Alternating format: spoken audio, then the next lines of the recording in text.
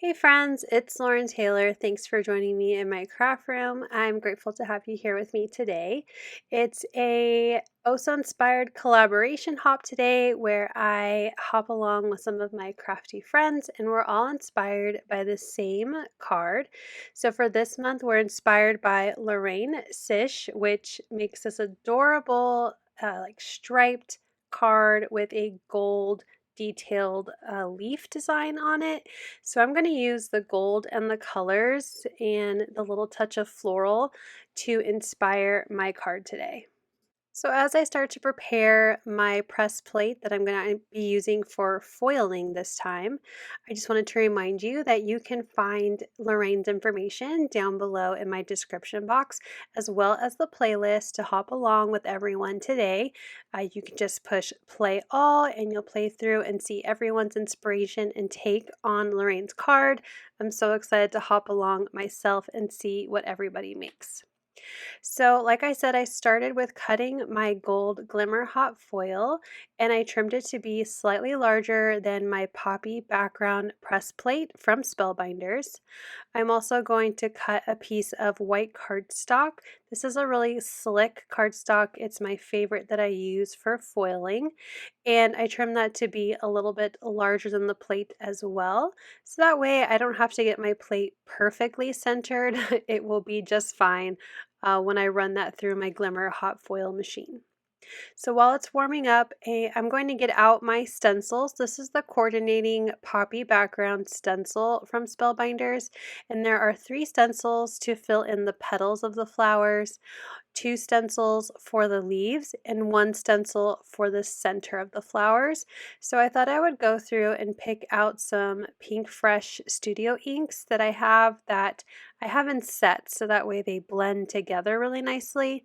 So I went ahead and got some pinks and tealishy greeny blue color, and I brought in some orange just for the center of the flowers. And again, that's inspired by today's card.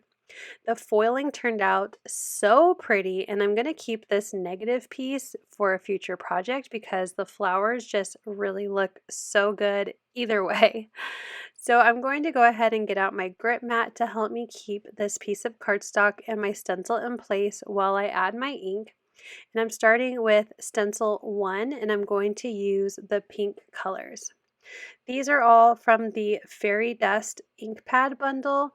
If you would like to know individual colors, you can just click on the bundle link that I have in my description and it will tell you all the different colors within the bundle.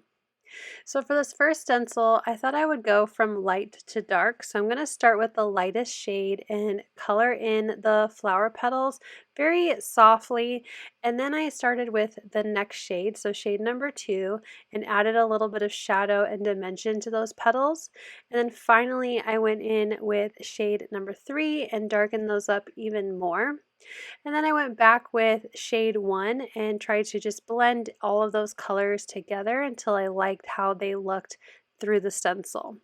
And I think it looks so pretty, but I'm going to use a little bit darker pink this time. The inspiration card had light pink and dark pink in the colors that she chose. So for the rest of the petals, I want to go a little darker. So I'm going to go the other way this time. I'm going to start with the darkest color, shade number 4, and start at the bottom of the petals and then bring in number 3 and darken and like kind of extend the color out. Not really darken, but extend the color out. And then I went in with shade number 2 and completely colored in the petals. And I brought in a little bit of the lightest shade just where I think I needed a little bit more color. And I repeat the same process with stencil 3 as well. Moving on to stencil 4 for the leaves, I'm going to use my Island Oasis bundle, and I'm starting with the lightest color and adding that to the tops of the leaves. Then I brought in shade number 2 and filled in the bottom of the leaves, then went back to the lighter one and tried to blend those 2 shades together. And I think those leaves turn out so pretty. And then I used the darkest shade to color in all the stems, and I brought in the orange color to color in the center of the flowers, and that was stencil number 5 and 6. So here is our final stencil reveal. So pretty. That gold background just really makes those flowers pop.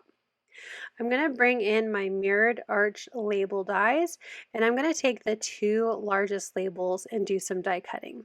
So using the largest label, it actually measures 4¼ by 5½, so the size of an A2 card, and I thought it would be fun to make a shaped card base. So I'm going to take my card base and I'm just going to slide my die a little bit higher so there still is a score line, and I'll have a shaped card base. Then I'll take that same die and I'm going to die cut it out of some Barely Peach Color Essentials cardstock, and that will be my A2 card front. So when I'm ready to assemble everything, this will glue right onto my card base. Then I'm going to grab that second largest, so just a little smaller, and die cut out my poppy background design.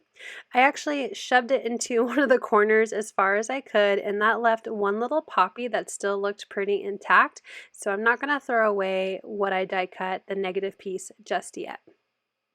For my sentiment, I'm going to bring in the All Seasons Sentiments Clear stamp set, as well as the All Seasons Summer Press Plate and Die set. I'm going to use a stamped Sentiment Sunshine and Smiles, and the Summer Press Plate and Dies has a coordinating die and it will fit the stamped images or sentiments as well. So I went ahead and stamped my sentiment in black. I did stamp it twice in my VersaFine Onyx black ink, and I added some anti-static powder before I stamped because I thought I would emboss it in clear. Sometimes VersaFine can smear if I'm not careful because it does stay a little wet, so you can emboss with it. So I thought I would just use that to my advantage by embossing it and making sure it was not going to smear.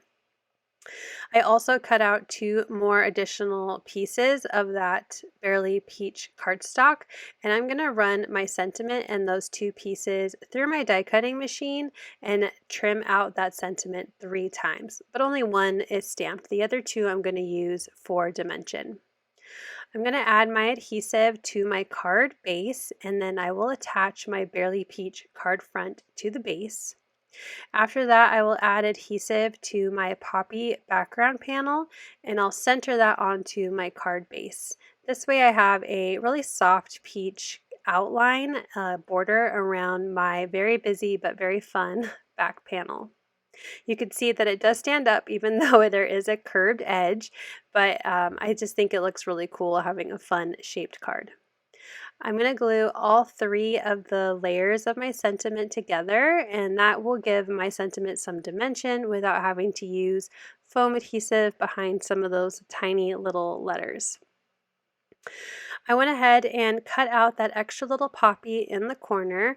Like I said, it wasn't affected or die cut by the mirrored arch, so I'm just going to use my little trimming scissors and fussy cut around the poppy, leaving a small kind of gold border. And I'll use my liquid adhesive to attach this on the inside of the card. I thought about adding it to the front along with my sentiment, but I just thought it would cover up an already very pretty poppy, so I just put it on the inside of the card so it wouldn't go to waste. I'm using my liquid adhesive to attach my sentiment to the card. I have it centered but a little higher up just to, I don't know, create some fun interest and balance to the card. I did bring in my gems. These are the Gold Mix Color Essential Gems from Spellbinders, and I'm going to add a few of those in just some of the open gold areas around the card. Once I'm happy with how many gems I have, that will finish off my card today. I hope that you liked my take on today's inspiration or this month's inspiration, and that you hop along with us using that playlist down below in my description. Also check out Lorraine's beautiful original card, and again, I hope you have a wonderful day and find some inspiration along with us as well. Thank you so much for watching. I hope you'll click like, and if you're new here, I hope you'll subscribe and come back. As always, you can find everything I use down below in the description box. Thank you and have a wonderful day. Bye!